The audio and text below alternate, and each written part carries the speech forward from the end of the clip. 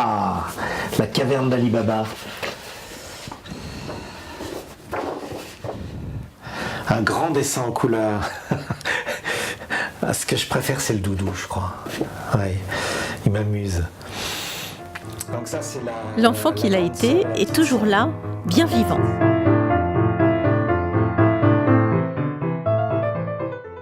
Un perpétuel émerveillement au bout du crayon, Christophe Besse est toujours prêt à distiller son trait d'humour à travers albums, livres et encyclopédies pour la jeunesse.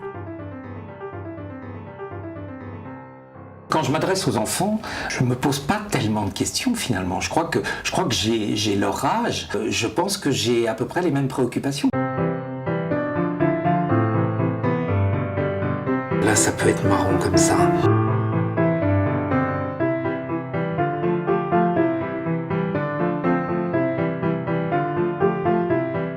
Mes parents me rappelaient que quand je me promenais en forêt avec eux, tout d'un coup je m'arrêtais, je me baissais, je ramassais une feuille et sous la feuille il y avait un scarabée. Je le savais, je sais pas, je suis observateur quoi. J'avais certainement vu comme ça la feuille un tout petit peu bouger. Je me dis il y a sûrement quelque chose dessous.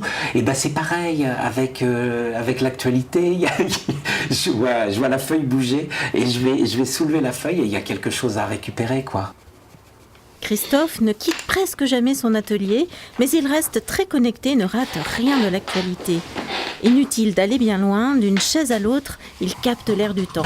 Je fais attention, lorsque je me lance dans un sujet, de ne pas trop regarder ce que les autres ont fait. Et c'est bien le diable si au bout de 5-6 heures de recherche, on ne trouve pas un angle inattendu, quelque chose qui va vraiment ah oui, là, ça c'est surprenant, c'est pas du tout ce qu'on attendait sur ce sujet-là, et ça devient marrant quoi, c'est intéressant parce que justement c'est décalé.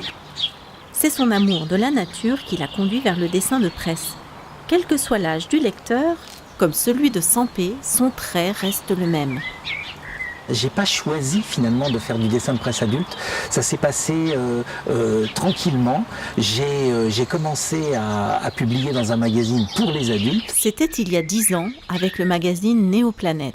J'ai évidemment eu le coup de foudre pour le travail de Christophe. Pendant des années, on a demandé à Christophe d'illustrer nos articles. Et alors le pauvre, à chaque fois, on lui demandait les trucs difficiles, évidemment. Et donc il s'est tapé tout ce qui est éolienne, recyclage. Enfin, c'était jamais les sujets faciles où vous mettez un grand paysage ou un animal. Donc on lui disait, écoute, on a un sujet super dur. Et à chaque fois, il nous trouvait une illustration formidable parce qu'il a un talent extraordinaire. En dehors de son talent, j'aime beaucoup la personnalité de Christophe. D'abord, il n'est pas prétentieux, ce qui n'est pas toujours évident.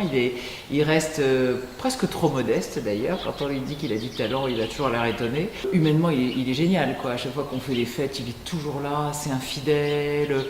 Il est généreux, il aime s'amuser. Enfin, c'est quelqu'un de très agréable.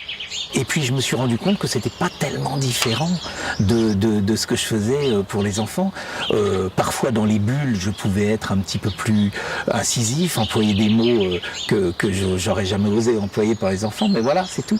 Ce qui est intéressant, c'est d'essayer de pas seulement dénoncer, mais de rajouter son petit point de vue. Moi, j'aime bien laisser beaucoup de choses possibles pour le lecteur.